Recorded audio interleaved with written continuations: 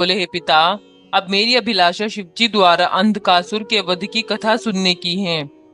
अस्तु, आप कृपा करके जिस प्रकार शिवजी ने अंधकासुर का वध किया उसका वर्णन कीजिए। यह सुनकर ब्रह्मा जी बोले, हे नारद, जब विष्णु जी ने नरसिंह तथा वाराह अवतार लेकर दिति के पुत्रों को मारा, तब दिति ने बड़ा विलाप किया तथा कश्यप की शरण में जाकर उनकी सेवा करने लगी। वह अपने पति कश्यप को प्रसन्न करने के लिए सब श्रृंगार छोड़ ब्रह्मचर्य धारण कर रहने लगी। वह केवल कश्यप की इच्छा के अनुसार ही मीठे वचन कहती तथा अधिक बातचीत नहीं करती थी। तब एक दिन कश्यप ने प्रसन्न होकर यह कहा, हे दिति, हम तुम्हारी सेवा से अत्यंत प्रसन्न हुए हैं, अतः तुम हमसे कोई वरदान मांगो। उन्होंने पातिव्रत धर्म का वर्णन करते हुए कहा, हे दिति, ऐसी कोई वस्तु नहीं है जिसको हम शिवजी की कृपा से नहीं दे सके। अपने पति को इस प्रकार प्रसन्न देखकर दिति ने कहा, हे स्वामी, देवताओं ने मेरे साथ शत्रुता करके विष्णु जी के द्वारा मेरे दोनों पुत्रों को मरवा डाला है तथा अनेक दैत्यों का वध करवा दिया है। मुझे इस बात का बहुत दुख है, इसलिए मैं आपकी शरण में आई हूँ। अब कृपा करके मुझे ऐसा पुत्र दीजिए जो देवताओं के हाथ से न मर सके। हे नारद, कश्यप ने दिति की बातों को सुनकर उसे वरदान देते हुए कहा, हे दिति, तुम्हारी इच्छा पूर्ण होगी। मृत्युंजय जो रुद्र हैं, उनके समान संसार में कोई दैत्य अथवा देवता नहीं है। उसके सामने विष्णु जी तथा ब्रह्मा जी की भी कुछ नहीं चलती। इसलिए जब तुम्हारे पुत्र उत्पन्न हो, तब तुम उसे यह भली भांति समझा देना कि वे किसी प्रकार मृत्युंजय को क्रोधित न होने दे, क्योंकि शिवजी के क्रोधित होने पर फिर और कोई रक्षा करने वाला नहीं है। इतना कहकर कश्यप चुप हो गए। तदुपरांत दिति कश्यप के तेज से गर्भवती हुई। दिति का तेज इतना बढ़ा कि कोई मनुष्य उसके तेज के कारण उसकी ओर देख भी नहीं सकता था। 10वें मास में दिति के एक पुत्र उत्पन्न हुआ, जिसका विचित्र स्वरूप था, अर्थात उसके 1 सहस्त्र सिर, 2 सहस्त्र आंखें, 2 सहस्त्र पांव तथा 2 सहस्त्र भुजाएं थी। वह बहुत ही सुंदर, तेजस्वी एवं हष्ट पुष्ट था। उसको यदि सब मुनि तथा देवता भी मिलकर उठाएं तो भी वह नहीं उठ सकता था। वह अंधों के समान इधर उधर झुककर चलता था, इसलिए उसका नाम अंधक रखा गया। जैसा उसका नाम अंधक था, उसी प्रकार उसने सब कार्य भी किए। अंधकासुर ने संसार में अनेक उपद्रव मचाए तथा देवताओं से समस्त रत्न आदि लात मारकर छीन लिए। हे नारद, इसी प्रकार अंधक अन्य दैत्यों को अपने साथ लिए हुए तीनों लोकों में अनेक प्रकार के उपद्रव करता रहा। वह इंद्र की सभा में जाकर इंद्रासन पर बैठ केवल देवताओं को ही नहीं अपितु इंद्र को भी आज्ञा प्रदान करता था। देवताओं को तो वह सेवकों के समान ही समझता था। एक दिन दैत्यों के अधिपति ने उसके पास आकर प्रणाम करने के पश्चात कहा, हे अंधक, संसार में जितने देवता तथा मुनि हैं, वे तुम्हारे शत्रु हैं। उन्होंने बड़े छल कपट से दैत्यों का वध किया है। इंद्र भी दैत्यों का घोर शत्रु है। उसने पहले दैत्यों को, जो सर्वप्रथम उत्पन्न हुआ था, मार डाला तथा देवताओं ने मुशरों की सम्मति से हम दैत्यों का बहुत बड़ा वन जला डाला। इसलिए तुम पुरानी शत्रुता का विचार करके देवताओं को पराजित करो और तीनों लोकों पर विजय प्राप्त करो।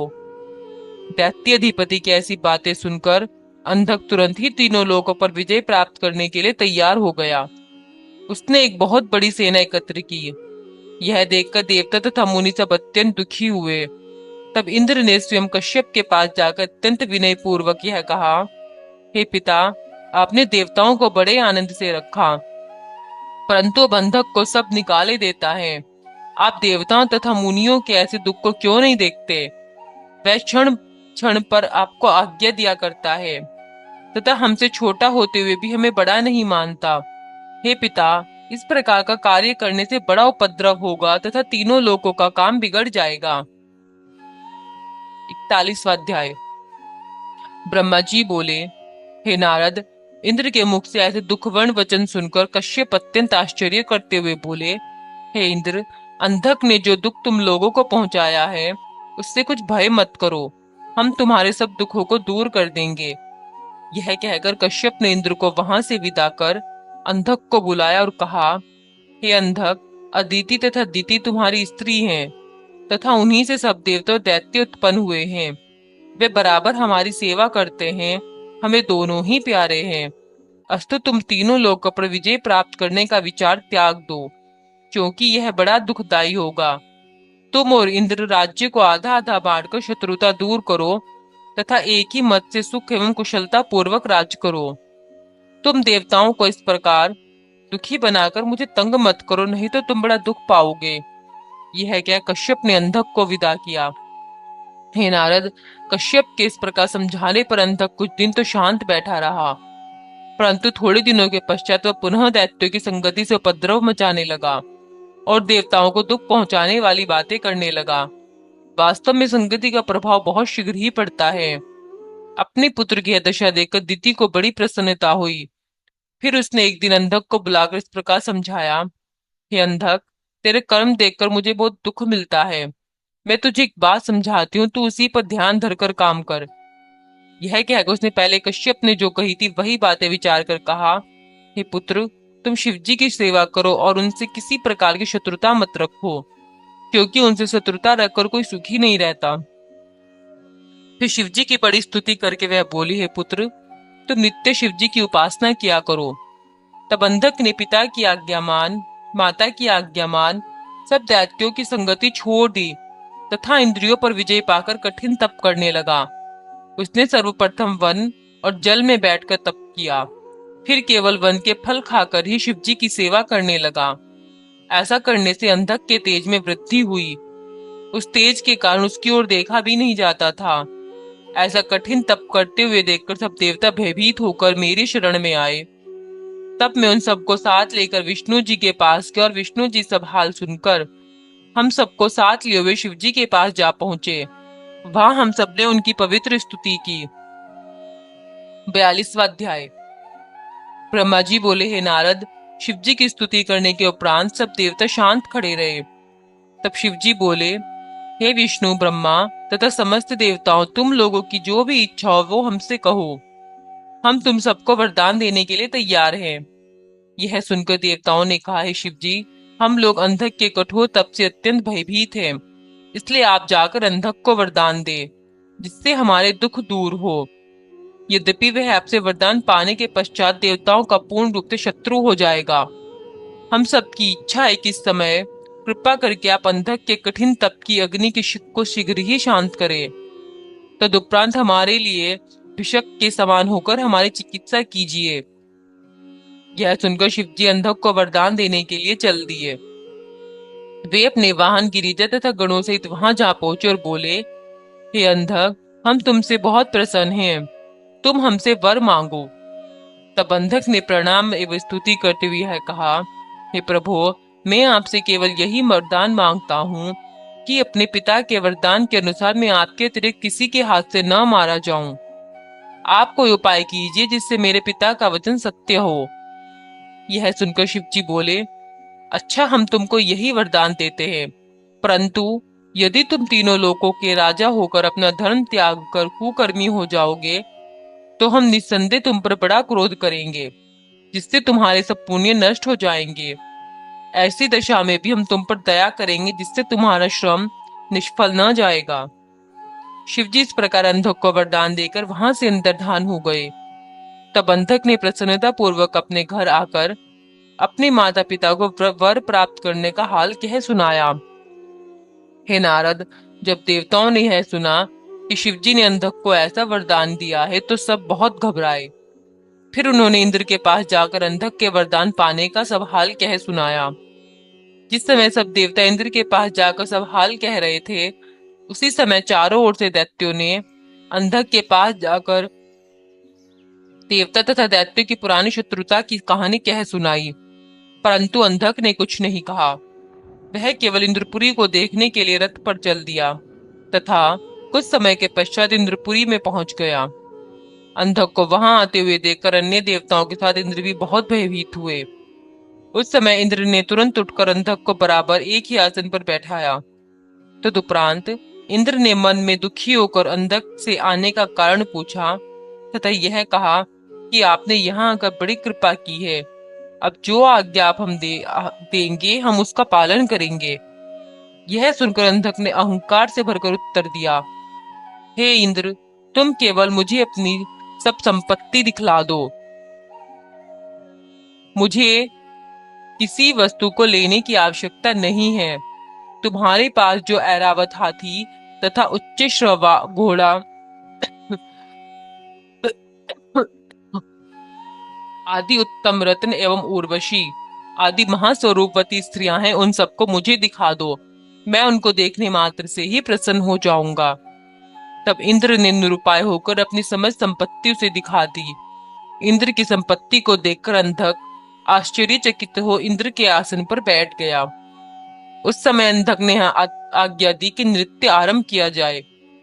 इंद्र ने यह सुनकर भयभीत हो सब सेविकाओं, गंधर्व और अप्सराओं से कहा कि तुम सब लोग अपने सुंदर नृत्यों द्वारा अंधक को प्रसन्न करो। हे नारद, हर प्रकार के बाजे ताल स्वर सहित बजने लगे। सातों स्वर, 21 मुंचलना तथा 3 ग्राम के साथ गाना होने लगा। अंधक ने उस नृत्य गान से मोहित होकर यह चाहा कि अप्सराओं को मैं अपने वश में करूं, परंतु देवताओं ने यह स्वीकार नहीं किया। अंधक ने जब देवताओं की ऐसी अवज्ञा देखी तब वह अत्यंत क्रोधित होकर सिंहनाद करने लगा। उस समय इंद्र ने देवताओं से कहा, हे देवताओं, उठो, ईश्वर को स्मरण कर भली प्रकार निर्भय होकर युद्ध करो, क्योंकि अपनी स्त्रियों को देने से तो लड़कर मर जाना ही उत्तम है। इंद्र की यह आज्ञा पाकर देवता तुरंत लड़ने को तैयार हो गए। उस समय अंधक भी 500 धनुष अपने 1000 हाथों में लेकर तथा प्रत्येक धनुष में अनेक बाण चढ़ाकर युद्ध करने लगा। जब इंद्र ने सम्मुख आकर वज्र से अंधक को मारा, तब अंधक ने क्रोधित होकर अपने त्रिशूल, गदा आदि नाना प्रकार के शस्त्रों से प्रहार किया। उस समय देवताओं सहित इंद्र युद्ध स्थल छोड़कर भाग गए। इसके पश्चात अंधक अपनी माता दिति को भी वहीं बुलाकर राज्य करने लगा तथा यह ड्योढ़ी पिटवा दी कि हमारे राज्य में सब प्रजा आनंद पूर्वक रहे और किसी प्रकार का संदेह न करे। इंद्र का राज्य अब समाप्त हो गया। सब वर्ण अपने धर्म में स्थिर रहकर हमारी आज्ञा का पालन करे। जो कोई हमारी आज्ञा के विरुद्ध कार्य करेगा वह हमारे हाथों से मारा जाएगा। इस प्रकार आज्ञा प्रसारित कर अंधक स्वयं इंद्रपुरी पर शासन करने लगा। 43वां अध्याय। ब्रह्मा जी ने कहा, हे नारद, देवता अत्यंत दुखी हो मेरे पास आए और मुझसे सब वृत्तांत कह सुनाया। उन्होंने यह भी कहा कि देवता अब अंधक के भय से यज्ञ में भी भाग नहीं ले पाते, इधर उधर छिपते हुए रहते हैं। यह कहकर देवताओं ने मेरी बड़ी स्तुति की।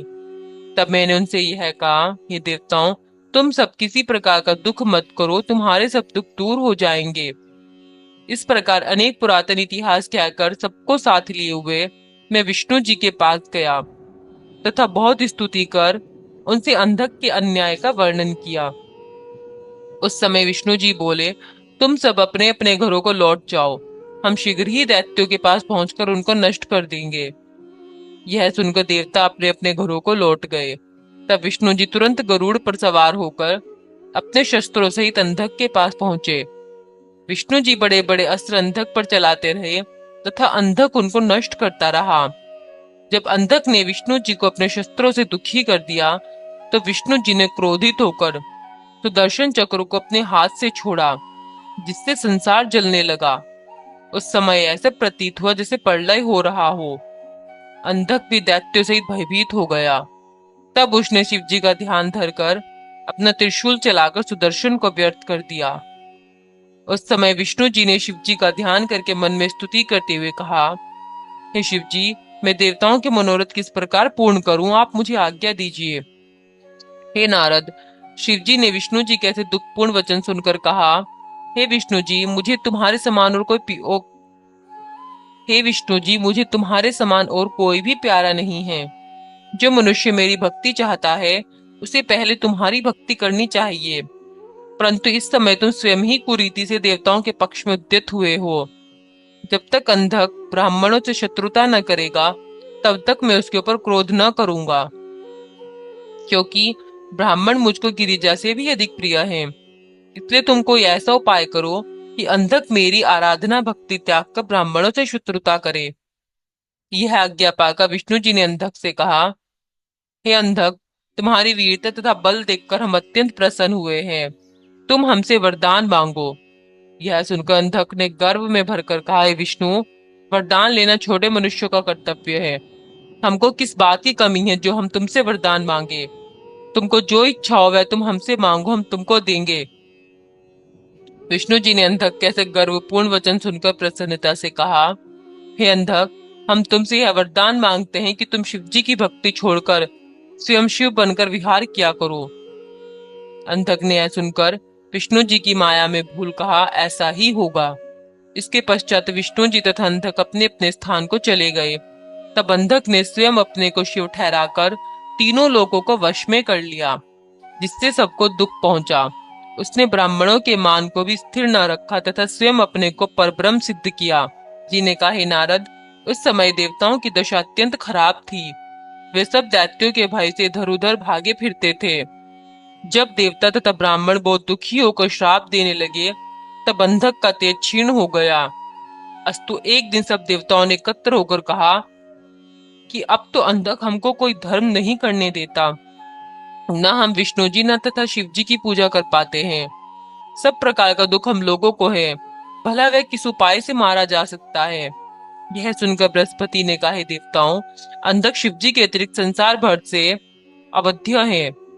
जब शिव जी ने प्रसन्न होकर उसे वर दिया था, उस समय यह भी कहा था कि जब तुम पाप करने लगोगे तब हम ऐसा क्रोध करेंगे जिससे तुम्हारा तेज घट जाएगा। शिवजी ने सर्वप्रथम ब्राह्मणों को दुख देने का निषेध किया था। सो हे देवताओं, अब समय आ गया है, हम सब चलकर शिवजी की सेवा करें। वे हमारे समस्त दुखों को दूर करेंगे। हे नारद, तब देवताओं ने वृत्तांत कहने के लिए तुम्हें शिवजी के पास भेजा। तुम वहां से चलकर शिवजी को मंदार के वन में देखकर स्तुति करने लगे। शिवजी तुम्हारी स्तुति सुनकर अत्यंत प्रसन्न होकर बोले, हे नारद, तुम हमारे यहाँ किस कार्य से आए हो। शिवजी की ऐसी इच्छा जानकर तुमने अंधक के अन्याय का सब हाल उनको कह सुनाया। उसे सुनकर शिवजी बोले, हे नारद, तुम मंदार के पुष्पों की माला पहनकर अंधक के पास जाकर हमारी प्रशंसा करना तथा ऐसा उपाय करना जिससे वह क्रोधित होकर हमारे पास आवे। यह सुनकर तुम विदा हो वन से मंदार के पुष्प तोड़ उनकी माला कंठ में पहन अंधक के समीप पहुंचे। उस समय अंधक सहित सभी दैत्यों को तुम्हारी माला को, जो अत्यंत सुगंधित थी, देखकर बहुत आश्चर्य हुआ। तब अंधक बोला, हे नारद, ये पुष्प कहाँ उत्पन्न होते हैं? उस उद्यान का कौन रक्षक है? मैं यह पुष्प अपने बाहुबल से प्राप्त करना चाहता हूँ। तब तुमने यह उत्तर दिया, हे अंधक, मंदराचल में वीर काम्यक नामक एक वन है, उसमें यह पुष्प उत्पन्न होते हैं। वहां शिवजी के गण वन की रक्षा करते हैं। वे गण अत्यंत बलवान हैं। शिवजी अपनी पत्नी सहित उसी वन में विहार करते हैं। उनको जीतने वाला सृष्टि में कौन है? परंतु उनकी सेवा करने से यह पुष्प प्राप्त हो सकते हैं। इसके अतिरिक्त उस वन में और भी अनेक प्रकार के पुष्प हैं। बहुतों से इनसे भी अधिक सुगंध है। कई वृक्षों से रत्न तथा कुछ वृक्षों से चारों प्रकार का अन्न प्राप्त होता है। वहां किसी को किसी प्रकार का दुख प्राप्त नहीं होता, न किसी को भूख, प्यास, चिंता तथा खेद प्राप्त होता है। उन शिवजी की कृपा से मनुष्य इंद्र पर भी विजय प्राप्त कर लेता है। अंधक से ऐसे उपदेश वचन कहकर तुम वहां से विदा हुए। तब अंधक ने दैत्यों की सभा बुलाकर मंदार के पुष्पों की प्रशंसा करते हुए यह कहा, तुम सब लोग तैयार होकर मेरे साथ मंदार पुष्प लेने चलो, यहाँ कोई न रहे। यह कहकर अंधक सेना सहित चल दिया तथा शिवजी की महिमा को भूल गया।